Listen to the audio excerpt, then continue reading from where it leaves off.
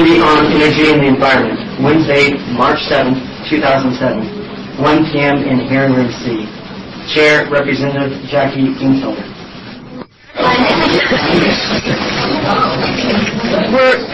We're going to start off with Senate Bill 89, and I'm going to ask, where's the Water Resources Department? Right there. Hey, Deb, I couldn't see you back there. Can you come up, please? Okay.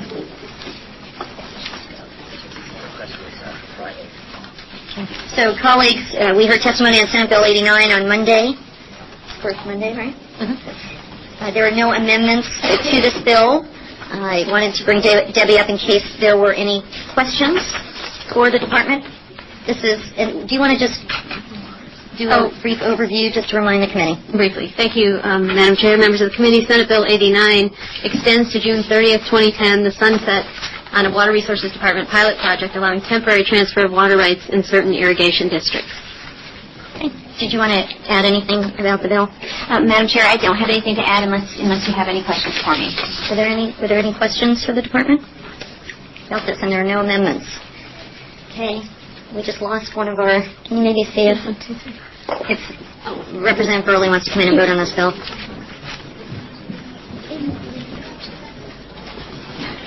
I don't know, Anita, did you want to come up and say anything? Okay.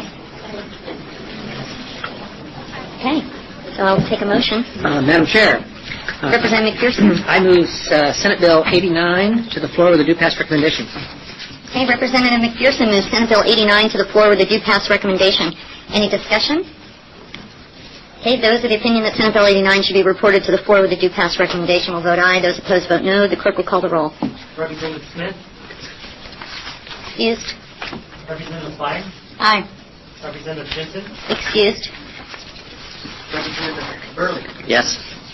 Representative Cannon? Aye. Representative McPherson? Aye. Chair Ingfelder? Aye.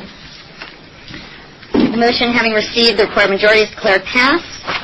And I will entertain a motion for consent calendar. Madam Chair, I move that Senate Bill 89 be placed on the consent calendar. Okay, Representative McPherson moves Senate Bill 89 be placed on the consent calendar. Is there any discussion? Okay, is there any objection? Okay, so moved. The Senate Bill 89 will be placed on the consent calendar. And with that, we will close the work session on Senate Bill 89. Thank you. And we will move on to open up a work session on SJM1 relating to the Hanford Nuclear Reservation. Thank you, Madam Chair. Senate Joint Memorial 1 urges Congress to fund cleanup efforts at Hanford Nuclear Reservation and to expedite cleanup actions in order to safeguard public health and welfare and protect the Columbia River. Okay. I'll entertain a motion. Madam Chair, I move SJM1 to the floor with a due pass recommendation. Representative McPherson moves SJM1 to the floor with a due pass recommendation. Is there any discussion or any questions? Okay. Seeing none, those of the opinion that SJM1 should be reported to the floor with a due pass recommendation will vote aye. Clerk will call the roll. Representative Smith, excused. Representative Fine? Aye. Representative Jensen, excused. Representative Burley? Aye. Representative Cannon? Aye. Representative McPherson? Aye. Chair Ingfelder? Aye. Motion having received the required majority is declared passed. And would anybody like to carry this to the floor? Yeah? Yeah. Do you want to see if... yeah, he may want to carry it because it's... Would you like to carry the bill for the Hanford? Actually, SJM1, if you would like, or we can put it on the consent calendar. Unless you brought dessert for everybody. I've carried it now for the last 4 or 5 sessions. We might as well try that again. Maybe six times the charm. That way I get a bill with a proper memorial that I can probably get passed. Okay, so we will designate Representative Jensen as the carrier for SJM1. Would you like to vote on it? I would. Thank you, Madam Chair. Okay, so I will make a motion to suspend. You have to make a motion to suspend the rules, so we can have both of you vote on that. Is there language you want me to use? Motion to suspend the rules so you can vote on the bill. Okay, we have to do it right, so in case one minute comes in. Madam Chair, I request unanimous consent that the rules be suspended to allow me to be recorded as voting aye on the motion to move SJM 1. SJM 1. Could you modify your motion? Oh, do I need to read this as well? It's good practice. Madam Make sure that Chair, you're not late again. I request unanimous consent that the rules be suspended to allow me to be recorded as voting aye on SJM 1. Okay, so there's a motion to suspend the rules. Is there any objection to allow Representative Jensen and Representative Smith to vote aye on SJM 1? No objections. Motion carries. Your votes are recorded. Oh, Senate Bill 89. It's up to you. This is the pilot project for temporary transfer of water rights. Madam Chair, I request unanimous consent that the rules be suspended to allow me to be recorded as voting aye on Senate Bill 89. Representative Smith? Yeah, please. And Madam Chair, you are going far beyond the call of duty on this, and I appreciate that. Madam Chair, I request unanimous consent that the rules be suspended to allow me to be recorded as voting aye on the motion to approve Senate Bill 89. Okay, motion has been made to allow Representative Jensen and Smith to vote aye on Senate Bill 89. Is there any objections? Seeing none, the motion carries, and that bill is being placed on the consent calendar. Okay. Now, back to work session on House Bill 2187. Open up this work session, and this is a bill relating to fees for the Department of Human Services sanitary surveys. Can I have Gail Shibley come up? Do you want to just provide a reminder for the committee and an overview of the bill? Okay. Welcome, Gail. Back. Thank you, Madam Chair, members of the committee. For the record, I'm Gail Shibley. I, first of all, want to say thank you for bringing this bill back with a full panel here today. I appreciate the opportunity to make sure that you have the information you need to make the right decision. And I also want to say how much I regret that I did not have the information in anticipation for the last meeting for you, and that I had not done and my office had not done the work that we needed to do within our department to make sure that LFO had the right information. I happen to know, as a former member of Ways and Means and Revenue and other legislative committees, just how critical LFO is to ensuring that you have the right information. And we fell down on that job, and I apologize for that. And I can think of no more important resource than LFO. So I appreciate the opportunity that we've had now to work together. So I think we've got the information that you had requested before, and I'm happy to answer any questions. Are there any questions for Gail? Representative Jensen? Thank you, Madam Chair. Members committee, let me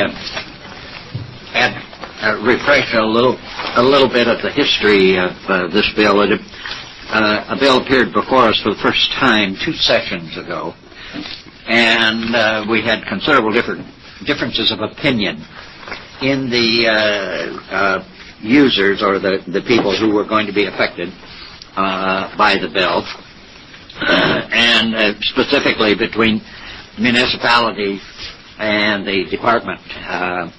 And we sent them out to do a work group or to iron out their problems out of committee.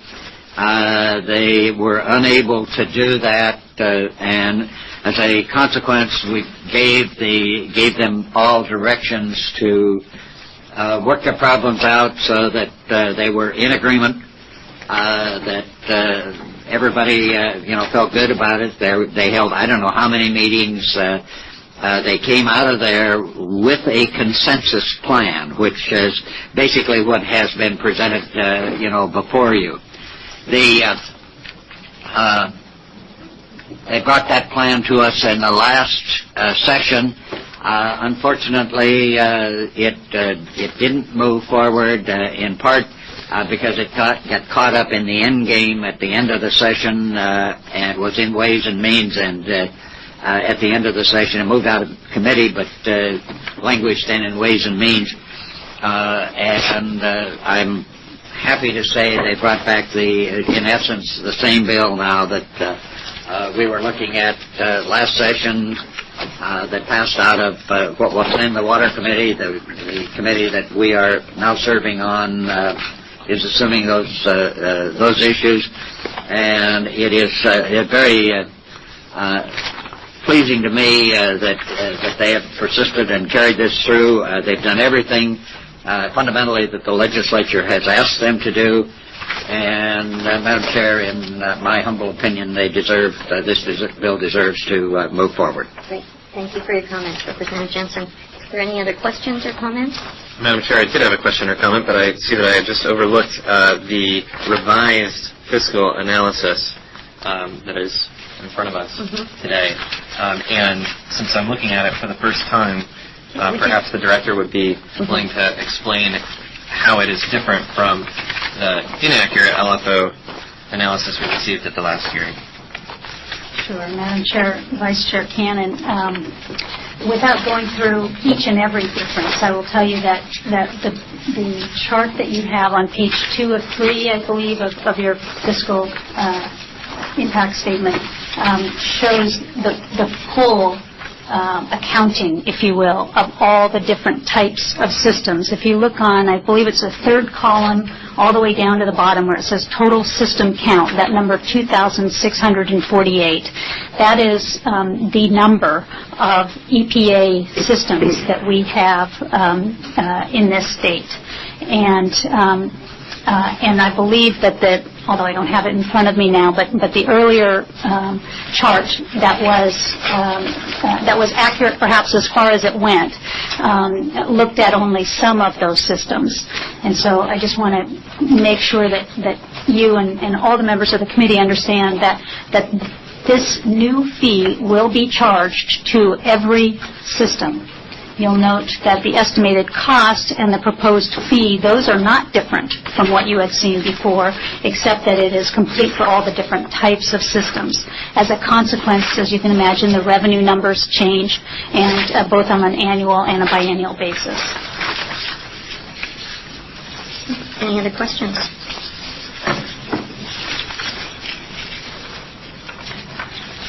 Okay. Seeing none? Thank you. Appreciate it. Oh, accept a motion. Madam Chair, I move House Bill 2187 to the floor with a due pass recommendation. Okay, Representative McPherson moves House Bill 2187 to the floor with a due pass recommendation. Is there any discussion? Okay, seeing none, those of the opinion of House Bill 2187 should be reported to the floor with due pass recommendation will vote aye. Those opposed vote no. The clerk will call the roll. Representative Smith? Aye. Representative Dyer? Aye. Representative Jensen? Aye. Representative Burley? Aye. Representative Cannon? Aye. Representative McPherson? Aye. Chair Dinkelman? Aye. Motion having received the required majority is declared passed.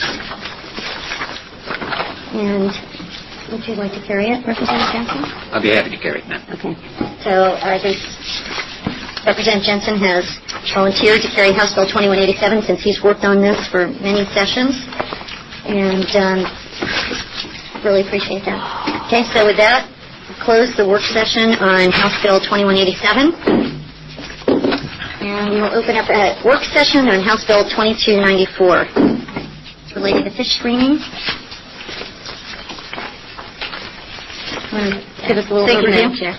We have held in several weeks since we've heard these, so I have to remind folks. House Bill 2294 modifies the current Oregon Department of Fish and Wildlife fish screening goal. It expands the fish screening cost share program to include cost sharing for water diversions of any size. It retains the current cost share formula under the program but eliminates current expenditure limits. It authorizes ODFW to charge actual costs for inspection and maintenance if a person responsible for a screen diversion fails to maintain it. There's an amendment in front of you, HB 2294-1, and I'll defer to Roy Elliker to go through the amendments. Thank you, Kat. And Roy, if you can come up, where are you back there? I'm short, so I have a hard time seeing all of you who hide in the back. Come up and walk us through this amendment.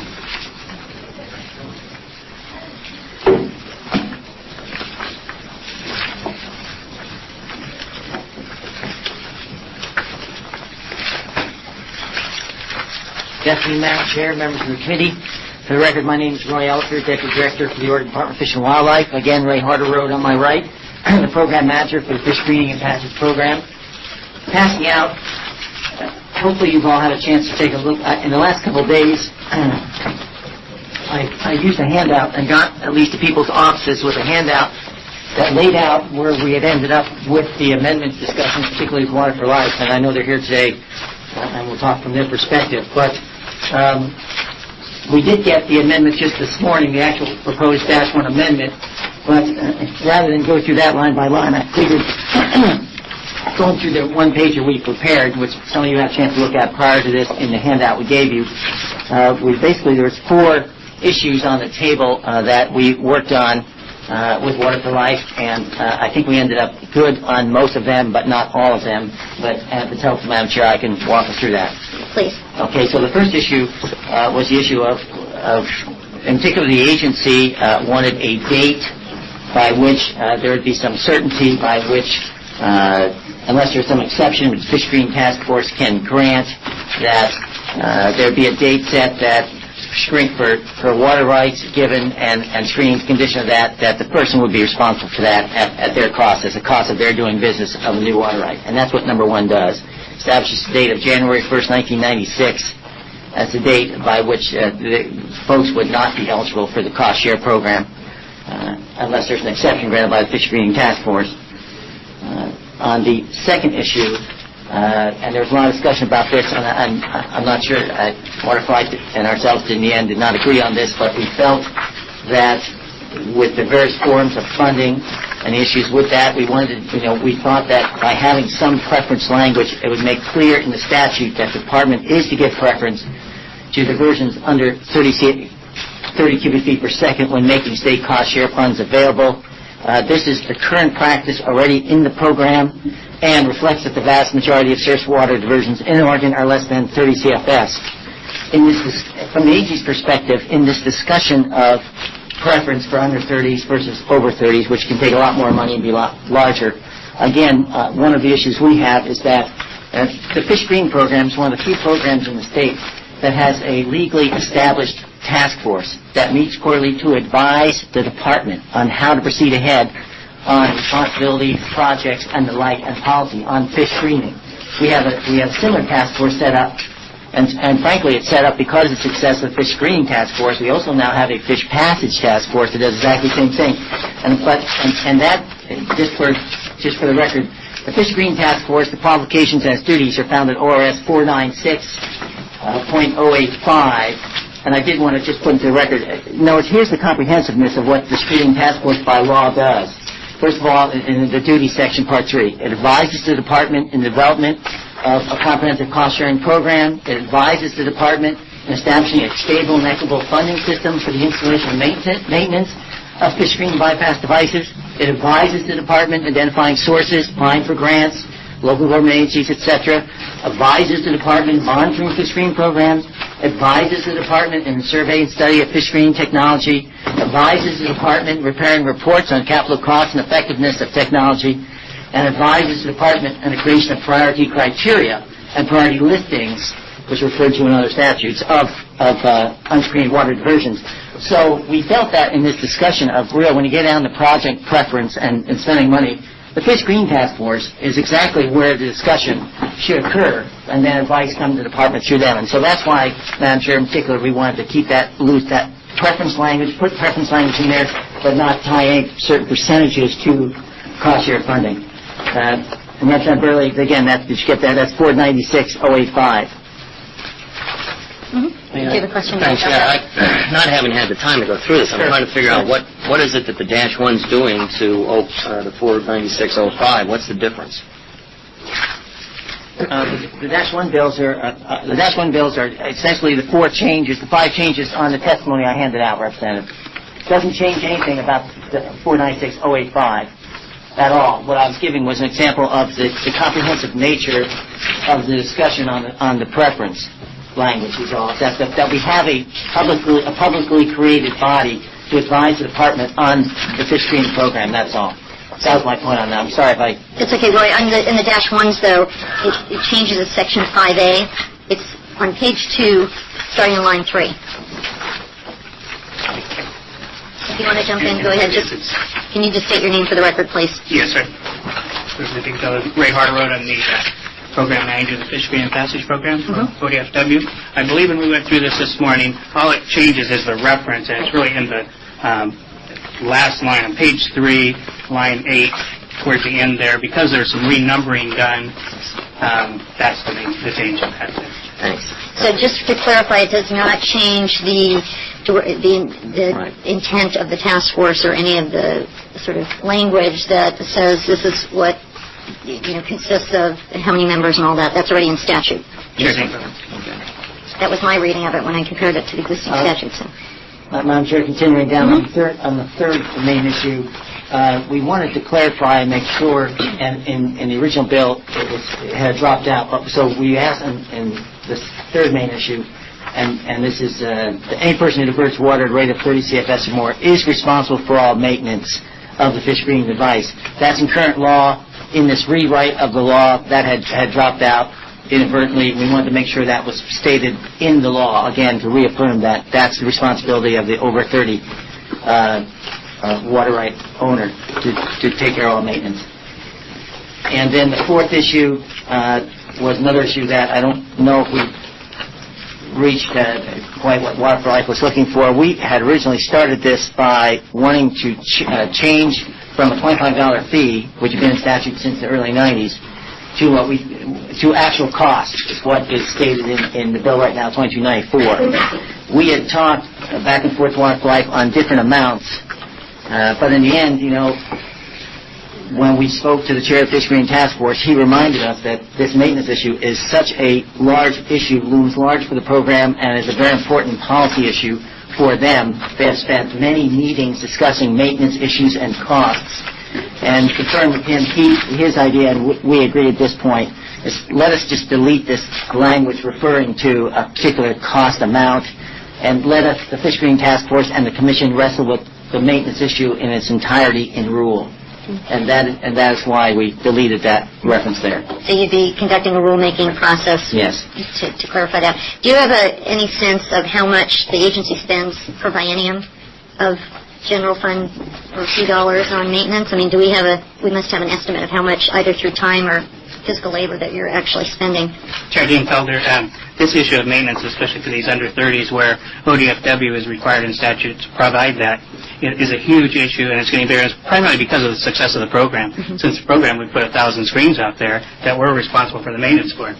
And the maintenance comes from the fish screening surcharge, and that's a 25-cent surcharge on fishing licenses. Amounts to about $450,000 a biennium. That's also used to run the Central Point screen shop that does a lot of maintenance. They don't get federal funds for that. And that's it. We used to have about the same amount, $400,000 in general fund. We've lost all of that. So it's completely fee-funded at this rate. That's right, and it's insufficient at this time, and that's why the task force has been wrestling with this. How are we going to take care of these screens? The more we build, the more we have to maintain, and no additional funds to do that. Madam Chair, I'm sorry, but just remember that the Fish Green Task Force, while it gets a lot of money in from different sources, from some federal sources, and particularly from OWEB, about $4 million biennium, capital extremes construction costs, a good portion of that, particularly OWEB money, cannot be used for maintenance. It's only for new screens. And so in some ways, you're kind of building this monument and building all these screens, but in the end, the maintenance costs will eat you at some point in the future, is what the Screen Task Force has been very concerned about. And so that's why, again, they've wrestled with this quite a bit and have decided they'd rather try and tackle the whole issue on rulemaking if they could. And you're also looking at doubling the goal with this bill. I mean, you'll be actually hoping to have more fish screens, so there'll be even more of a cost for maintenance. Representative Burley had a question. Thanks, Madam Chair. I do apologize for having missed the day that this committee had the hearing on this bill the first time. But, Roy, I'd like you to address what appears to me to be some inconsistency in what you're suggesting, because if the rationale for deleting lines 6 through 9 on page 3 is that you want to deal with this whole maintenance thing by rule, then why are you adding the language that talks about diverters over 30 CFS have to pay for all their maintenance? I mean, in one case you're putting one in and taking one out, and then you're saying, well, we want to do this by rule. So to me, that's not consistent. And secondly, not many departments or agencies, I think, get to collect fees for actual cost. I'm not going to say nobody does, but most of the bills we've seen so far aren't that way. Why in your original bill didn't you just say a fee not to exceed and change that to maybe $50 or something like that instead of the actual cost? Might that work better? Madam Chair, Representative Burley, well, frankly, the actual cost language came about from all the discussions with the task force. They felt very strongly that when we do go have to, which is very, very rarely, and I don't think we ever used even the $25 thing because it was such a minor amount, frankly.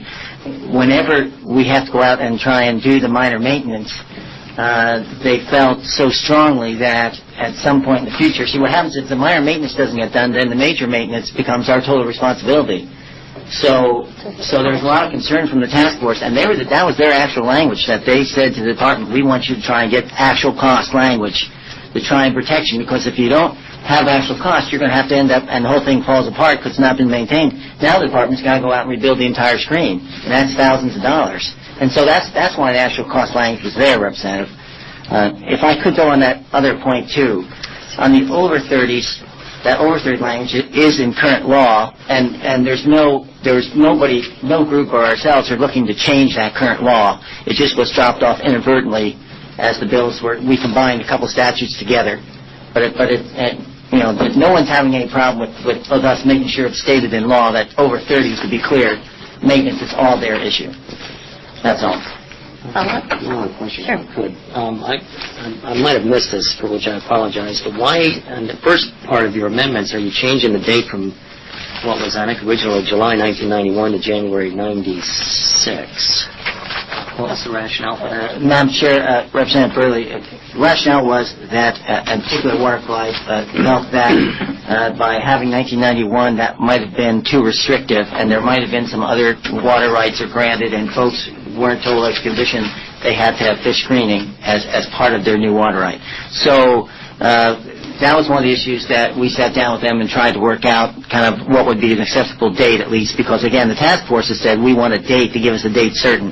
And so the way we finally came up in 96 was we contacted Water Resource and said, generally, what year is it that you, when you issue new water rights of any size, what year was it really pretty much a statewide condition that a new water right would have to have fish screening if fish are present? And the answer came back 1996. And that's how we got to 1996. It's consistent. Representative Smith. Thank you, Madam Chair. Hey, Roy, on page 2, line 12, and I think you answered this question. I apologize. I perhaps missed it. Other state funds. What do you anticipate those other state funds potentially being? Page 2, line 12. You can move the microphone. Representative Smith, I believe at the time that original language was written, we were also receiving general funds, and I think that's primarily where those other funds for maintenance would have been. Just a quick follow-up. So it is potential if reimbursement from the fish screening sub-account did not occur, there is a potential that general fund could be used for this activity? Madam Chair, Representative Smith, under this language, yes, sir. I mean, there is that potential by putting other state funds in there. We wanted to have that potential, and if we receive other state funds like general funds, that also could be used. Just a clarification, Roy, on that. For instance, if there were federal funds, for instance, PCSRF, I'm not suggesting that that would be necessarily used for that, but this would allow, if there were federal funds, that... Is there a way... Although they're federal, they are often then allocated to the state agency. So did you see if PCSRF would qualify, if that was ever... I mean, that's the only question I have about saying other state funds versus... Madam Chair, I believe also the Measure 66 OWEB funds would be a big portion. That's really what we're using these days to build most of these screens. So that's the... So that was the intent.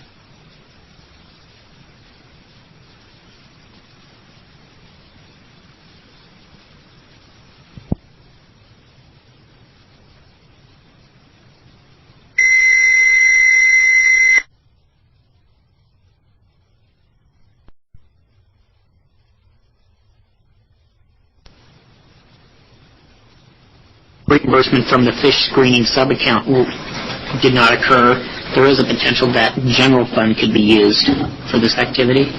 Madam Chair, Representative Smith, under this language, yes, sir. There is that potential by putting other state funds in there. We wanted to have that potential. And if we receive other state funds like general funds, that also could be used. Just a clarification, Roy, on that. For instance, if there were federal funds, for instance, PCSRF, I'm not suggesting that that would be necessarily used for that, but this would allow, if there were federal funds, that... Is there a way... Although they're federal, they are often then allocated to the state agency. So did you see if PCSRF would qualify, if that was ever... I mean, that's the only question I have about saying other state funds in here versus... Madam Chair, I believe also the Measure 66 OWEB funds would be a big portion. That's really what we're using these days to build most of these screens. So that's the... So that was the intent really, was focusing on Measure 66. Okay. Madam Chair, follow-up. Is there a way... What would be the implications of tightening that language up? Then other state funds is very, very broad. What would be the implications?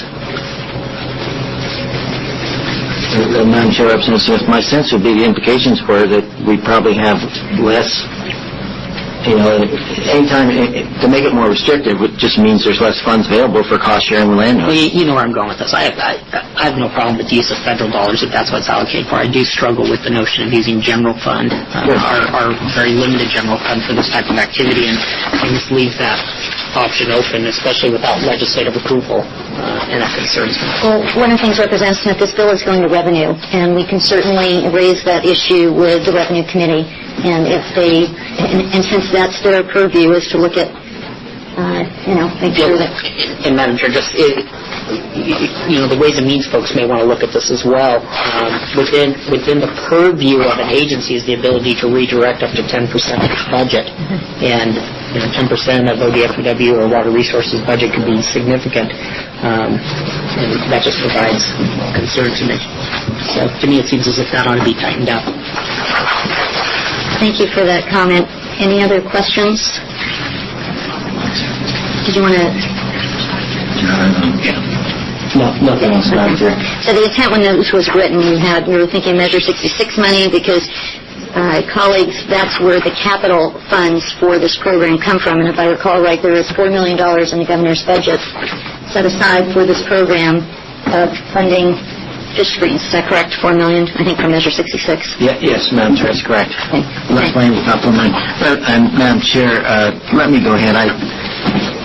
Let me go ahead and look at that issue raised by Representative Smith and get back to him here. I'm not thinking that's an issue, but maybe he caught something that we didn't. So let me I can get back to him and talk to him directly about that. Okay, thank you. Richard in the room. There you are. You want to come up? I'm assuming that since you guys were talking for 2 weeks, we can hear your side of the story, Richard. Thank you, Madam Chair. Richard Kosensan, Water for Life. We have appreciated the Chair's indulgence, and we have, for the most part, appreciated the assistance of the Department of Fish and Wildlife. I think we can agree upon probably about 75% of the amendments with the Department, as Mr. Elliker indicated. The amendments put forth by ODF&W, we would suggest...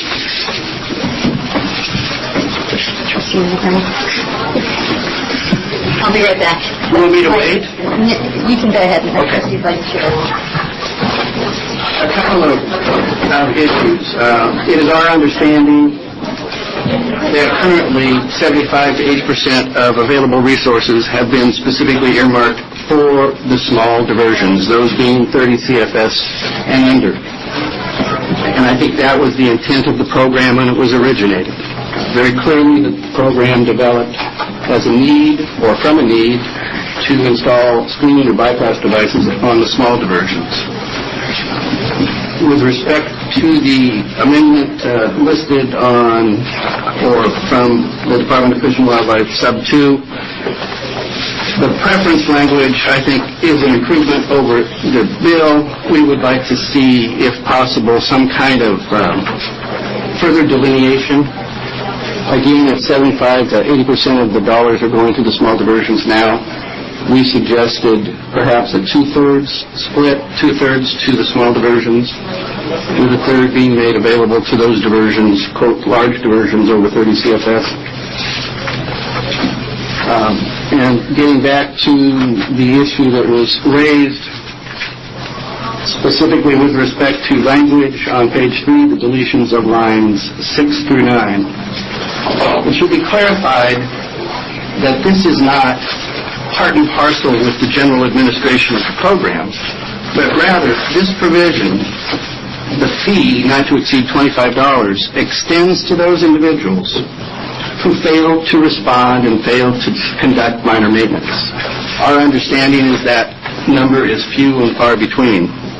But to provide an incentive for individuals to be encouraged to conduct minor maintenance on the small diversions, rather than delete that language, we would suggest that you take the $25 fee that has been in statute, I believe, since 91, move that to a position of $50, $75, or $100. And from our standpoint, that does indeed provide the incentive for people to remain participatory in the program and conduct the minor maintenance. But again, it should be specifically clarified, that language pertains to individuals that fail to respond and fail to comply with the minor maintenance requirements. A question came up earlier in terms of that individual who fails to comply. And I would refer to subsection 11 on that same page, existing statutory provisions, and I believe Representative Smith had the previous question. In terms of authority, what is the outcome? It is clearly expressed there that the Department maintains the authority to initiate an action to recover any costs incurred by the Department when a person who is required to comply with this section fails to comply. So is there a built-in incentive for compliance? And I think the answer is unequivocally yes. Mr. Vice Chair, I think those predominantly are our concerns. Again, we believe very strongly that the focus should remain on the small diversions. The number of diversions identified by the Department during the early 90s would indicate very clearly that the majority of those diversions, specifically those under 30 CFS, were very small in nature, from perhaps 0.5 CFS to 0.75 CFS to a cubic foot per second.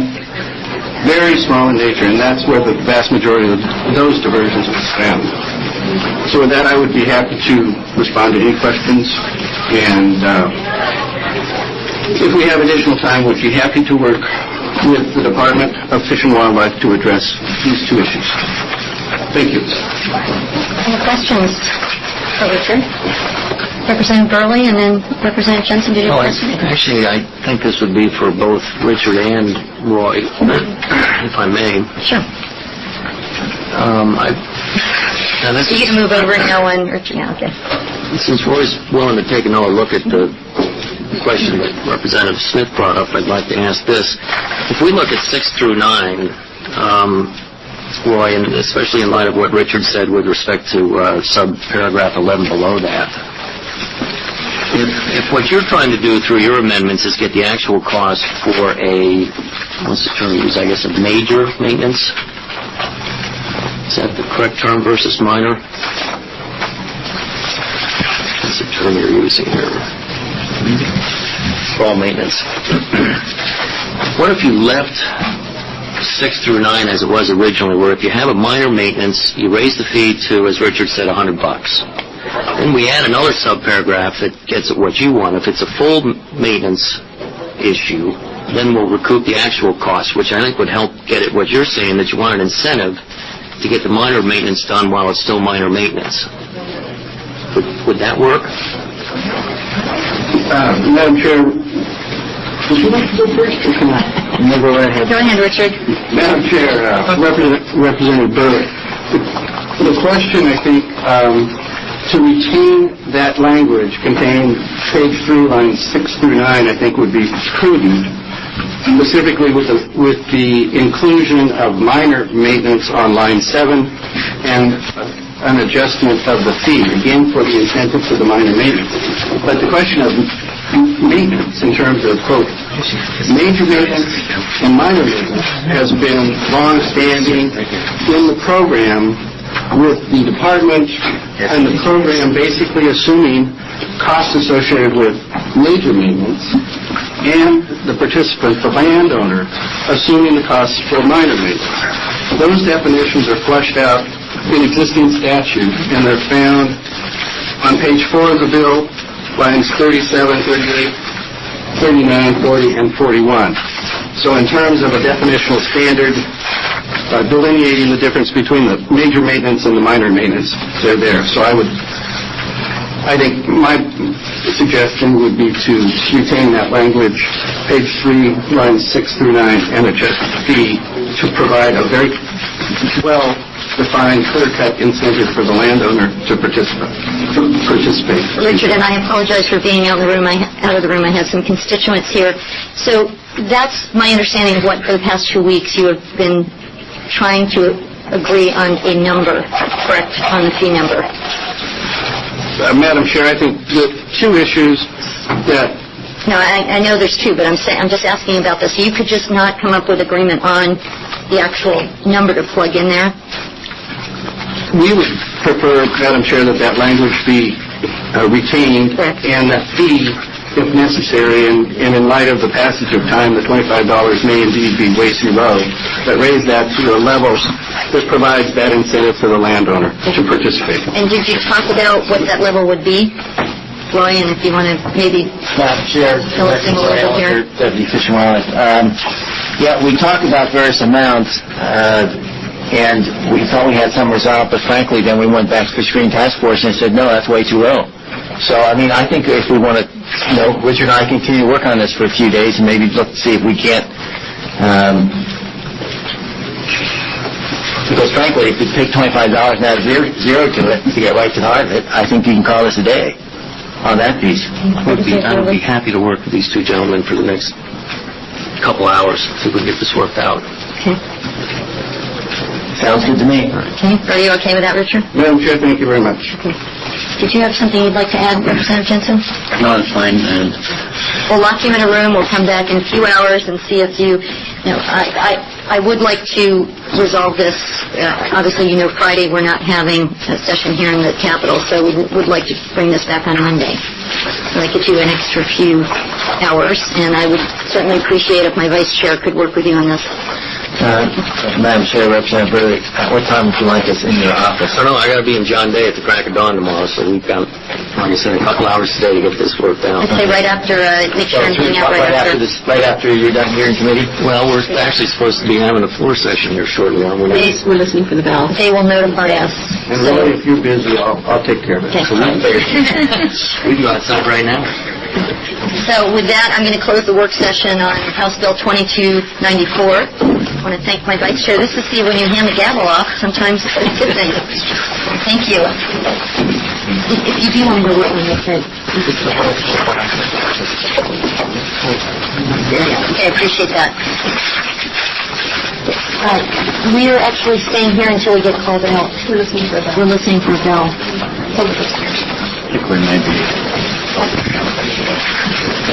We have a hearing scheduled for a House bill. Are they going to call us, Ann? I called the way we did this. Okay. We have a representative here who would like to testify on this bill. If maybe you can wait to do that unless he's up first. Yeah, we're going to have him up first. I'm opening up a public hearing on House Bill 2723, and we are fortunate to have Representative Mitch Greenlick here to provide an overview of his bill.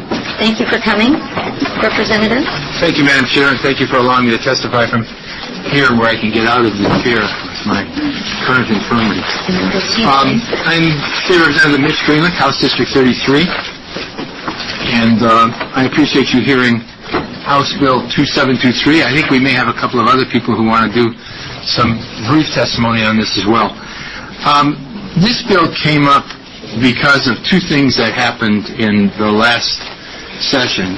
One was Representative Patty Smith had a constituent who bought a house, got a permit on it to do something, to build a garage, came back 10 years later, he had a permit on it to do something else, like put a fireplace in or something like that, and found out that the house was on an illegal lot. That all the while it had been on an illegal lot, but that the county had missed it when the homeowners had applied for earlier permits. I've got this exploration of how you get houses on illegal lots, and apparently the story is something like this. Anybody can hold a piece of land and can divide it into tax lots. A tax lot's not a land division. You just create, let's say I have a piece of land, I have 160 acres, and I want my 4 kids to pay the taxes on their share. They're going to eventually get to 106, so I create 4 tax lots, and each of them pays the tax on one of their tax lots, but that's not a division. It's just a single piece of land. Well, somewhere along the line, I might build a house on one of those 4, which is probably okay, and then somebody sells off the other 3. And here I am with a house on a lot that's never been divided and is now an illegal lot.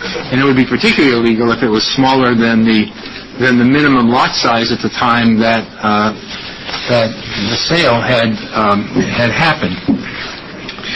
When we asked Multnomah County, and I had 6 of my constituents with a very similar problem in the 2005 session, when we asked Multnomah County if they could solve this problem for Representative Smith's constituent or for my constituents, in at least one of the cases, the answer was, no, we can't. We don't have the authority.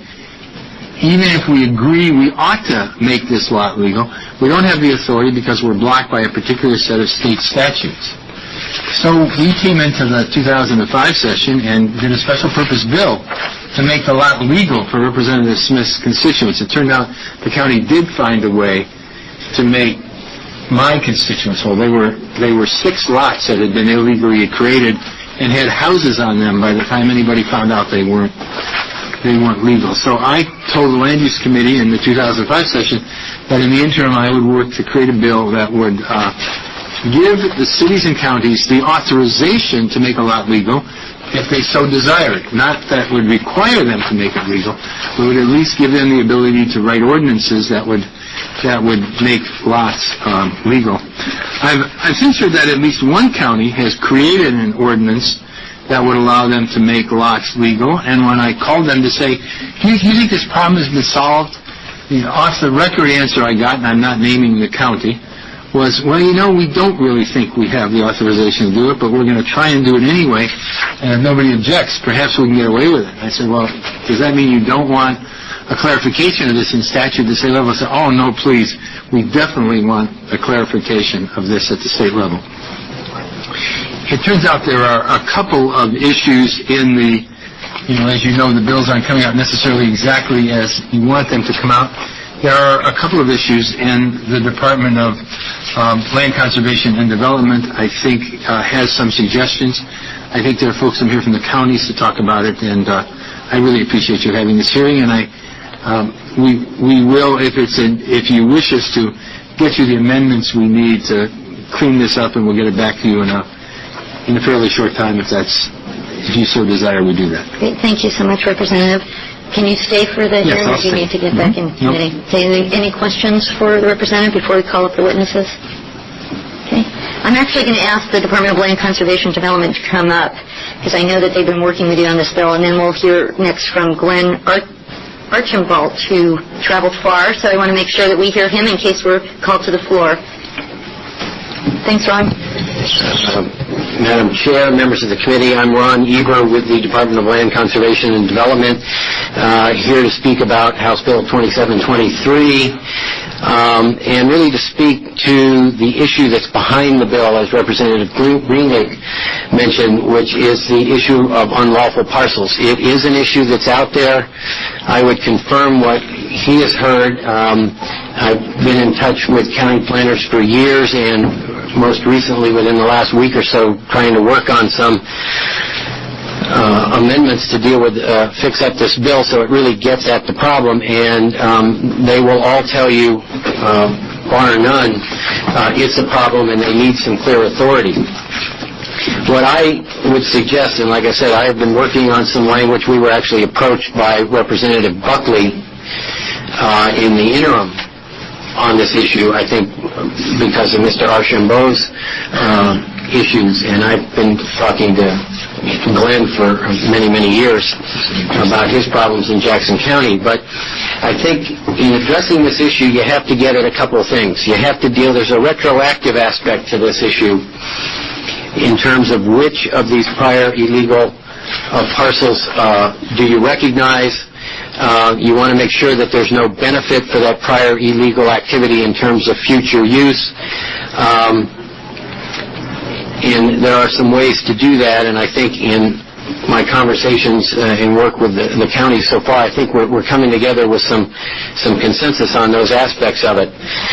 The other part that needs to be addressed is the prospective aspect. How do we prevent this from occurring in the future? How do we get proof of lawfulness into the record of the sale? Relying strictly on litigation, as Mr. Archambault will point out, is too late, and we need better remedies. We need to get the buyer focused on the correct issue. The current language that's either in the notice for escrow or that's in the seller's disclosure statement speaks about allowed uses. It speaks about non-conforming uses. It doesn't get focused on what is a lawful lot or parcel. And those are very specific terms that need to be looked at. But I think to get at this issue, we need to look at both the retroactive part and a prospective part. And the prospective part is difficult. The county recorders don't necessarily want to deal with it, nor the title insurance companies or the realtors, and we end up with the buyer sort of stuck in no man's land with this unit of land, and they can't get there from here. And then the land use program takes the hit for it, and we need to figure out a way to fix that.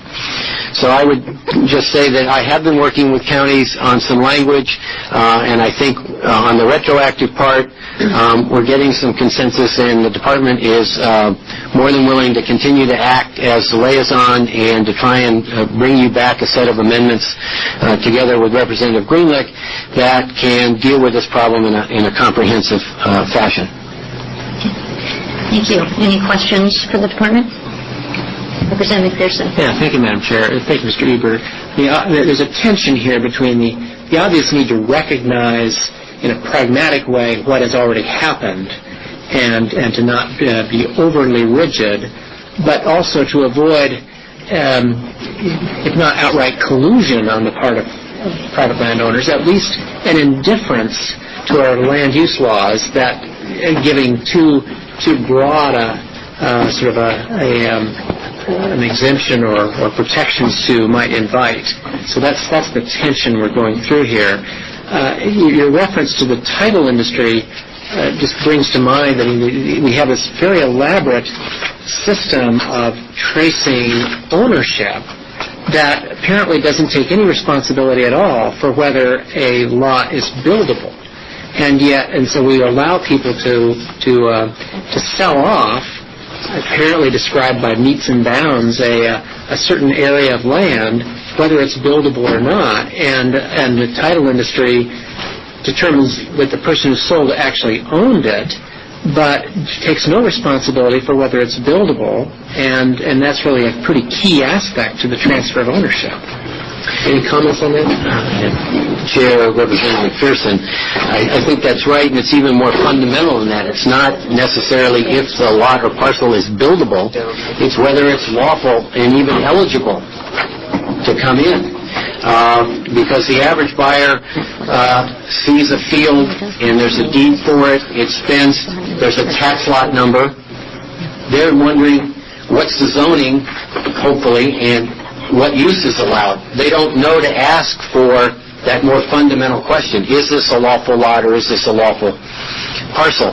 And the tension that you speak to, I think, is accurate, and some of the things that I think can ensure that we deal with the practical issue of recognizing these unlawful acts without creating a development problem is you can, one, say that if at the time it was unlawfully created, it could have met those older standards, then, and for whatever, whether it was willful or accidental, and in many cases it is accidental, we can recognize it today. Secondly, you can say that we're only going to grant this authority to counties for these unlawful creations before a certain date. And I think most importantly, at least in the rural areas, you state clearly that the date of creation for these units that we're recognizing is the date they're now approved. Because there are a number of places in the rural areas where you can develop land if the lot was created before a certain date. So we don't want to allow any benefit necessarily for that prior illegal activity. And so by putting that current date on it, you take away any benefit. So at least they've got their title, they can deal with lot line adjustments and transfers with some security, but you don't bring forward any development benefit that might have accrued if it had been properly created back in time. Follow up if I could? Follow up? Just as a sort of suggestion for guidance as to the direction you go, I would be comfortable with being relatively more relaxed about things that have happened in the past if we have the right structure in place going forward to essentially make it a non-saleable lot, but you are not, that a landowner can't simply create a meets and bounds description of a new, something that they have just of their own initiative turned into a tax lot and are going to sell off to somebody without going through some kind of more formal process where it doesn't become saleable and there's some obstacle to their ability to sell it unless it is a lawful lot. Yeah. Chair Dingfelder, Representative McPherson, I totally agree. There are a number of ways to prospectively cut these things off by getting some piece of paper into the sale so that the buyer knows that they're buying the real McCoy. And I would suggest, Mr. Schlack, I know from the counties will be coming up, agrees with that. You might want to direct some questions to Mr. Levy from the Realtors Association. I know he has some concerns with that approach. And we've been having a lot of discussions about how do we take a step forward here and solve that problem and yet not overburden the title or the transfer of property unduly. But yet, get some protection in there for the buyer that they know they're buying something that's lawful and isn't, after being sold 3 times to somebody, they're sort of stuck with a pig in a poke. Thank you. Any other questions for the department before we call up witnesses? I can't, it's hard for me to see over that way. Okay. Thank you, Ron. If you don't mind hanging out in case there's some extra questions. I'm here. I know you'll be working with us on it. Okay, I'd like to call up Glenn Archambault. Did I get that right? I know about how people mispronounce names, believe me. You got to remember that in the first grade. Oh, yeah. I won't bore you with some of my horror stories. Thank you for coming today. We appreciate you coming all the way from, did you say Jackson County? From Jackson County, the little town of Phoenix. Many of you probably know Ashland and Milford. We're right in between there, out in the orchards. This is my son, Malcolm. He travels with me to do presentations. He's a very computer tech person. And so we're going to get some help from Ian here. Yeah, and we just need both of you to state your name for the record. Sure. My name is Glenn Archambault. I am Malcolm Archambault. Is that satisfactory? That's great. Can you hear me okay? Yes, thank you. I'm going to give you a brief introduction here. My family, myself, we own a sheep farm in Phoenix, Oregon. That includes my wife, Dr. Terry Magruder. She's a veterinarian. We also own a She's a veterinarian. We also own a veterinary hospital in the little town of Phoenix.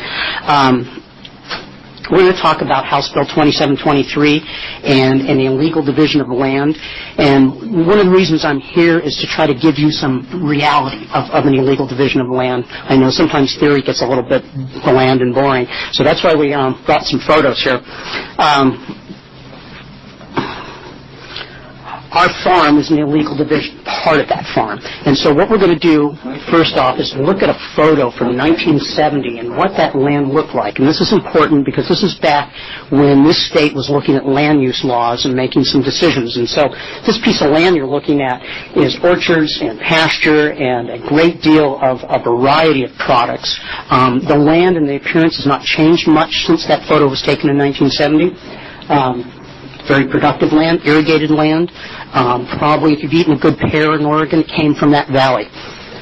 Very important to the rest of the people of the state of Oregon. By the way, folks, any questions you guys have, you're free to ask me. We're going to move on to another picture. That's an illegal barn. That's a very big building. It's about 3 stories tall. It was built for dairy and beef cattle starting in the 30s and added on to many times.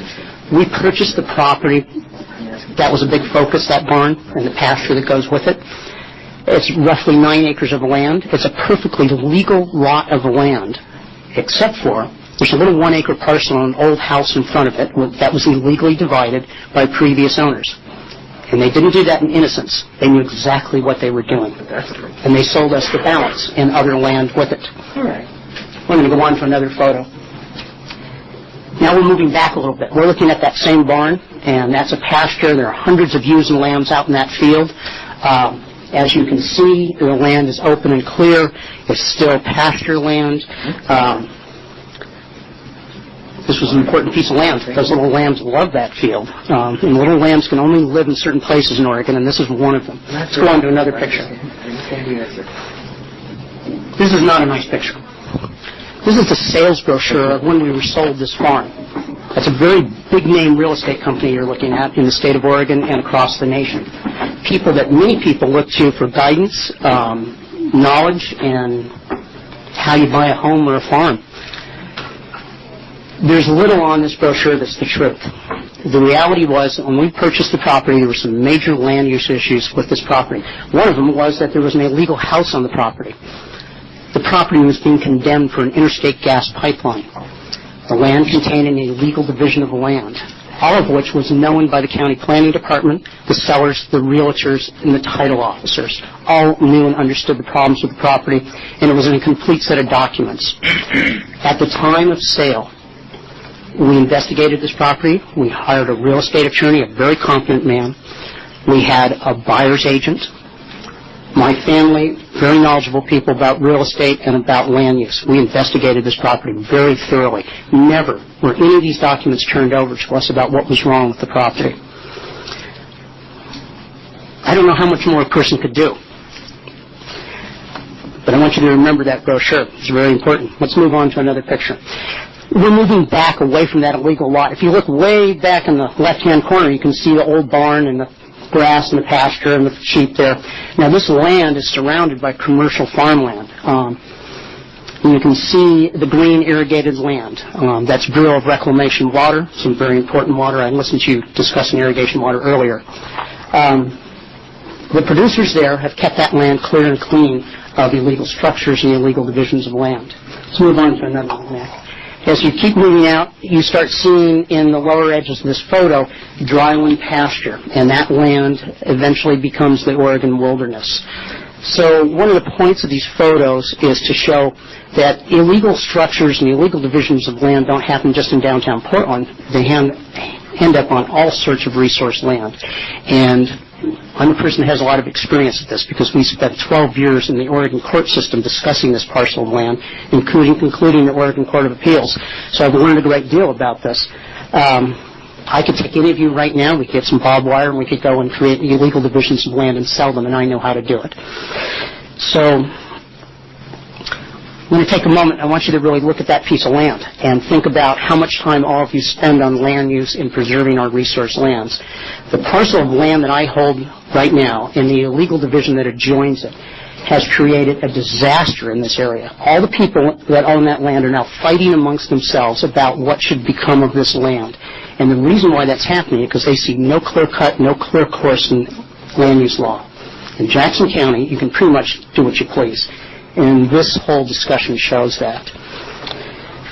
I'm going to stop a moment. Does anyone have a question or is anything that you're sitting there going, what is this about?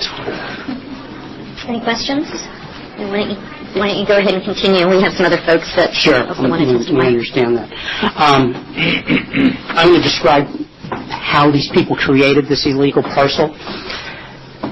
They had an agreement amongst several interested parties. They simply put a fence around the old farmhouse on this farm, went to the county, recorded an addendum of contract describing that division. They had very clever attorneys do this, and they knew exactly what to put in place without somebody questioning it. And so in 1993, when they sold me that property, the people who did it later testified in deposition. They knew exactly what they were doing, and they were able to carry that position all the way to the end of a very, very long court case, and the jury decided they had done no damage to me, and so we lost. And that took 12 years to get to that point. So I want to really emphasize that our courts have no answer to this question.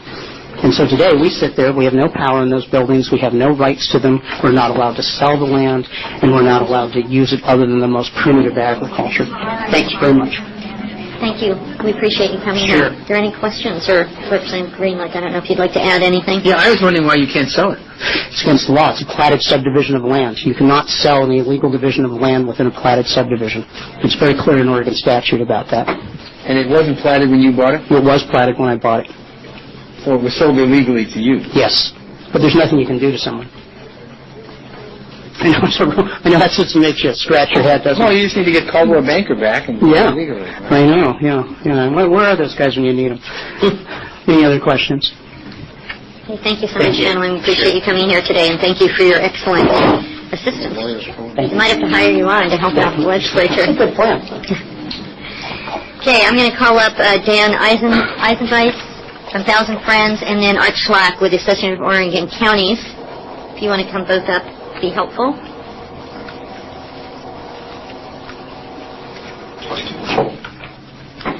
And we got a note from Linda Ludwig that she would like to testify but had to go to another hearing from the League of Oregon Cities.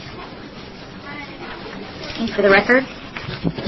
Chair Dingfelder, members of the committee, for the record, my name is Daniel Eisenweiss, Legislative Affairs Director for 1,000 Friends of Oregon. Thank you for the opportunity to comment on House Bill 2723. The issue of illegal lots is obviously an important and complex one. However, as this bill is currently drafted, we cannot support the legislation. Like Mr. Archambault's story, I think we've all heard accounts of the problems caused by owners who unwittingly purchased an illegal lot or parcel. As you consider this issue in these stories, we respectfully urge that in the interest of fairness, you also consider the impact to other landowners statewide, the neighboring landowners. We want to be fair to purchasers, their neighbors, and to Oregonians who follow the rules. This issue presents a number of problems, four of which I've listed here. One, the purchaser received less value in the land than expected because the lot or parcel is illegal. Two, local governments do not know how to handle existing illegal lots. Three, relief for owners of illegal lots may adversely affect neighbors who have complied with the law. And four, new illegal lots continue to be created. As currently drafted, this bill appears to be designed to address the first two problems, but not the remaining two.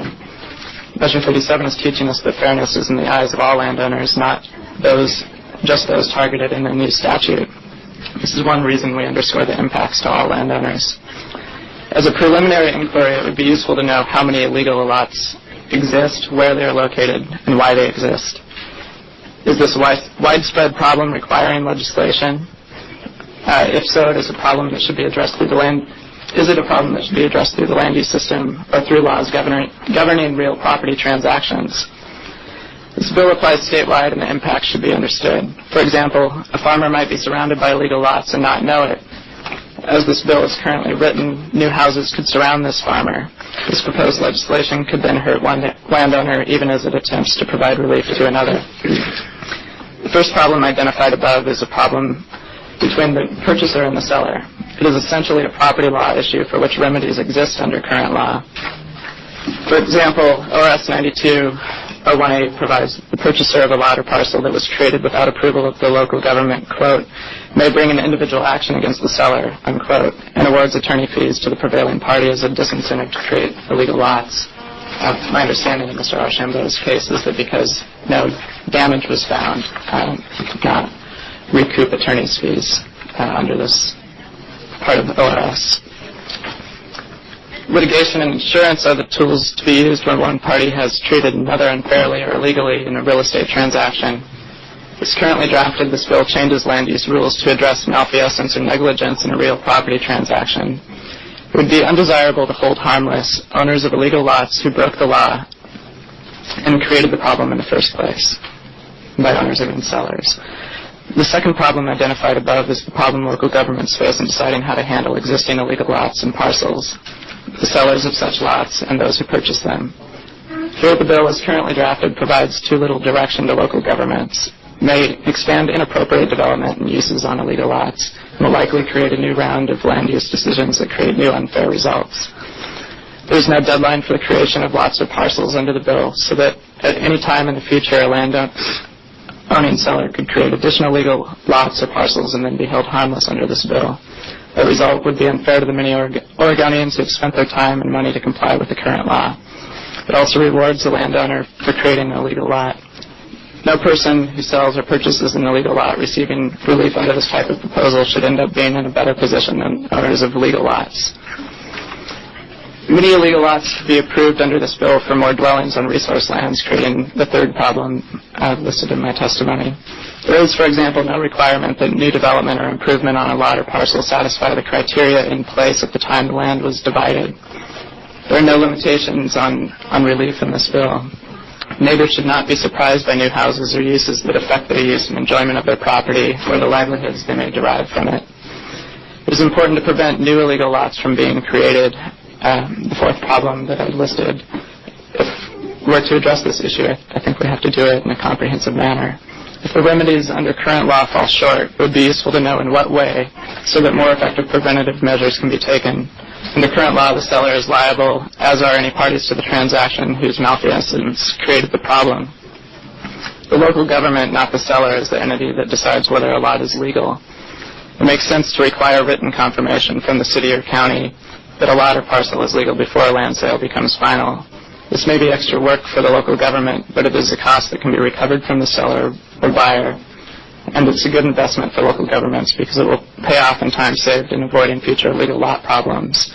It's also, I believe, not an undue burden for the realtor, purchaser, and seller involved in the transaction because although a fee and a little bit of extra work may be involved, it creates certainty in the real estate market, and that benefits all the parties involved. Thank you. Art, why don't you go ahead and then we'll open up for questions.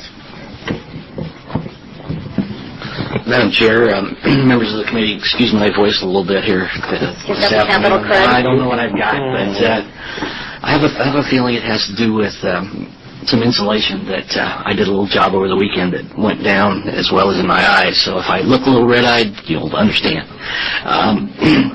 Madam Chair, member of the committee, Art Slack with the Association of Oregon Counties. Do you have before you a problem that has beset the legislature for as long as I've been around as a land use planner and in this building representing the Association of Oregon Counties? I will say that last session I was able to work with Lane Shutterly and drive a very unique kind of situation that we could address the constituent that was in Patty Smith's area for a historic house that was sold to some people, and they were involved in buying a piece of property that was in a partition that had been approved by the county that had never been recorded. So the people went, got approval of something from the county, never implemented it, and then went and sold off a part of the land and to a person, and then they wound up with a historic house on a parcel of ground that was deemed not to be a lawfully created lot. Let me agree with Ron Eber, and I do that seldom, that this is an extremely complex issue because the lots that have been created, or tax lots, and you have tax lots, you have lots that are created through partitioning, and you have subdivision lots. As a farmer, I can go, and this is one of the things that has created the problem. as a farmer can go and, let's say he's renting 40 acres to Representative Greenlick, and Representative Greenlick's farming that, and the farmer says, well, he's farming that, I want him to pay the taxes. So he goes down to the county and he says, a tax assessor, I want you to create a tax lot on this 40 acres because I want Mr. Greenlick to know exactly how much the taxes are, and I don't want to be bothered with those. And the tax assessor does that, records the tax lot, creates a tax lot. You can do that several different times. Well, once the tax lot is on the maps, people believe those are separate, lawfully created parcels. And this has transpired over years, and then you have the more overt situations where somebody has created a meets and bounds description, gets that recorded, and there's nothing that precludes the county recorder or the tax assessor from dealing with those properties as individual entities for the purposes of taxation. But they don't become lawfully created parcels for the purposes of land use planning, and that's where we wind up with this disconnect. I am happy to work with Representative Greenlick and others to see if we can't come up with a broader answer to this problem that is around every session. I'm not sure that it will solve all the issues, but I will, in saying that, I think it is imperative that if you do deal with some of the retroactive problems where the house is on a lot that got a building permit, and we need to recognize that. But somehow we need to deal with, if not stopping, at least limiting the creation of more of these illegal lots and parcels. And there's different ways to doing it that have been talked about for a number of years. There are advantages and I'll say disadvantages to most all of those because it either requires more work or it requires somebody to do something or maybe pay a fee. And so there's always some reluctance to do that. So that's the push and pull of that. So I'm happy to work with people to see if we can't address this issue. Thank you. I appreciate it. And as somebody much wiser than me once said, if it was easy, we would have resolved this a long time ago. And we have many issues like this, the legislature that faces today. So appreciate your testimony. Are there any questions? Representative Greenlick? Thank you, ma'am. I would like to ask Mr. Eisenbeiss a question, please. I sat on the Land Use Committee for 2 sessions in 03 and 05, and here I heard cases that ended up in the advertisements for Measure 37, where there were just stupid land use decisions, and I thought it would be great to get a button that I could pass out that was, rule out stupid land use decisions, and because there had been some pretty dumb decisions along the way. Now, I just want you to consider, in the light of this person in Corbett who didn't do anything illegal, innocently bought a lot from somebody who also didn't do anything illegal. Something illegal had happened some other time. They bought a house. And they bought a house, and they lived in that house, and they got a permit to do something else in that house, and then they came back again a few years and asked for another permit, and they couldn't get a permit. Are you suggesting that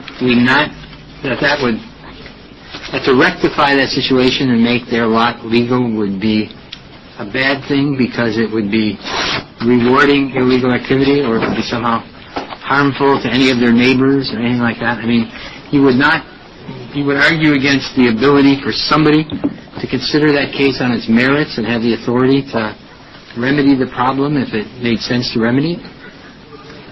Chair Dingfelder, Representative Greenlick, no, I'm not arguing that we should seek to effectively punish the purchaser or the seller in that case, but I'm suggesting that in going about crafting legislation to address such situations, that we do so very carefully, consider some of the points that Mr. Eber brought up in terms of only allowing uses that would have been permitted at the time that the illegal lot was created, not letting this extend into the future without also making an effort to prevent the creation of new illegal lots. We don't want to create a system that effectively rewards the cases where sellers are intentionally doing this.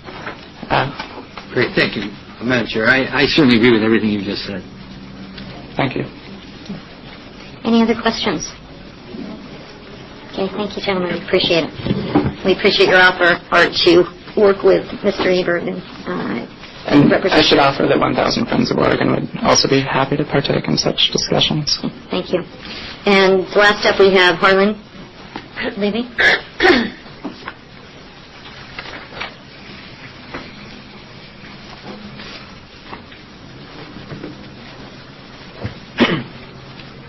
Chair Dingfelder, members of the committee, for the record, I am Harlan Levy, representing the Oregon Association of Realtors. I want to thank you for this opportunity to present testimony on this very difficult issue. First, I want to thank Representative Greenwood for bringing forward this bill. This is an issue that needs to be addressed, and we do support this bill. This deals with the retrospective aspect to the problem. And this bill would merely allow cities and counties to legalize these lots after the fact. It doesn't require any particular outcome. It just, as Representative Greenwood said, just authorizes them to go out and create local ordinances that would allow for these lots to become illegal. It doesn't require anything in particular. It doesn't require a city or a county that doesn't want to do it. It's a permissive statute. Our concerns come up when we start talking about the prospective piece, and there's nothing currently in the bill that does, but, in my discussions with Mr. Eber, we've run a few ideas across one another. The problem is we're concerned with overburdening real estate transactions, most of which, the vast majority of which, do not suffer this problem with undue burdens, with burdens for, sellers that need to go out and find particular documents, sellers that don't know where to look for these documents. We don't want to make the process that expensive and that time-consuming that it becomes difficult to sell real estate in the normal course. This problem arises because these lots are created. The problem is at the act of creation, which is the act when the county recorder authorizes someone to record a new deed. So that is where the focus ought to be, to prevent these from happening in the future. What we need to do is look at the act that is actually creating the new lots. And I'd be happy to work again with Mr. Eber and with Mr. Schlack and with all the other parties involved. If we could find a way to make sure that when the lot gets created at the county, that it is a legal lot, that would stop additional illegal lots from being created and ultimately sold and moving on down the line in the chain of title. So I guess that's pretty much all I have today. I do want to note, the representative from the Thousand Friends mentioned the statute ORS 92.018 does provide a remedy for buyers to seek both damages as well as equitable relief from a court when they are sold one of these illegal lots. And the statute provides for attorney's fees. I'm not familiar with Mr. Archambault's case. I don't know why he did not prevail on that. But the statute does authorize buyers to go after these shysters that are selling these lots and go after them not only for their damages but also to recover their attorney's fees. So I wanted to make note of that. You do have statutory authority already on the books for that. With that, I will be happy to answer any questions. Thank you, Harlan. I think Representative Cannon has a question. Madam Chair, it's perhaps more of a comment than a question, but Harlan, you could certainly feel free to respond. And that is, as a buyer or a seller in a real estate transaction, I would be perfectly happy to slow down the transaction a little, pay a little bit more for the transaction, if only to get the assurance that the land I'm buying, the lot I'm buying was created legally, or the land I'm selling, the lot I'm selling was created legally. Just as, there are already a bunch of items on that transaction that assure me that, for instance, the seller actually owns the land. And I think my sense of this is that's a perfectly reasonable place to at least collect some money to pay for the processing of this fee, or perhaps where that due diligence should come in. I just think that it's such a fundamental, important part of that contract that we know that what we're getting is in fact legal. I know we're not talking about dollars here. I don't want to get into that conversation, but I don't know if you have any response to that. Sure, Chair Dingfelder, Vice Chair Cannon. The issue is, what do we need them to do? What is the proof that is required? A shyster that wants to sell an illegal lot is going to figure out a way to do it, no matter what protections we create. And we don't want to burden all of the real estate transactions and create all of the potential. What I had heard Mr. Eber recommend here was that the seller needs to provide some type of written documentation from the county to the buyer upon sale that the property was legally created. Well, I don't know what that document is going to be. I don't know if counties even know what that is going to be. I mean, county planning staffs are completely inundated with Measure 37 claims right now. They can't even do their planning activities. How much time are you going to add to the transaction if every single sale is going to require that piece of paper be generated by the county, be put in the paperwork, and be given to the buyer? It could have a significant effect on real estate transactions and real estate activity in the state. We don't want that to happen. And again, this is a very few number of bad actors out there that are doing these things. The vast majority of real estate transactions do not suffer from this problem, and yet it seems to be a very broad brush, a very broad way to deal at a problem that, again, could be addressed at the creation, at the time of creation, at the time that the recorder takes the deed and records it, a new meets and bounds description for a parcel. Maybe they need to check with the planning department to see if that was legally created before they accept the document to be recorded.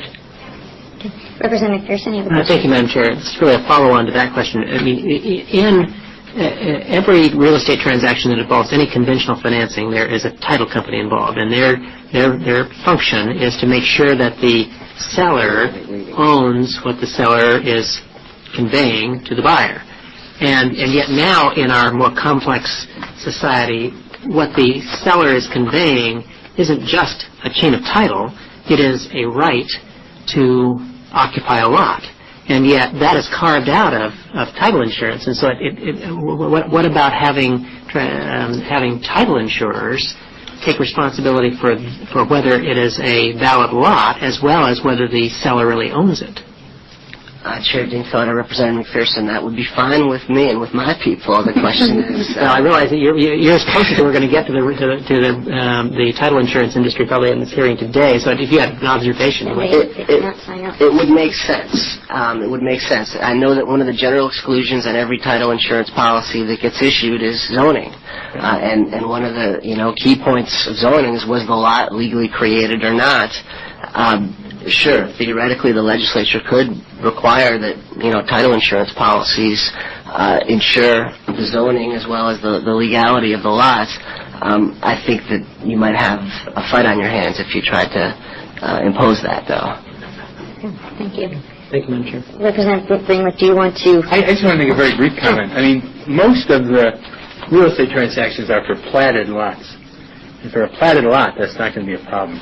I mean, I think we're basically talking about transactions that are not for a house on a platted lot or a vacant lot. And do we have any idea how many transactions that is?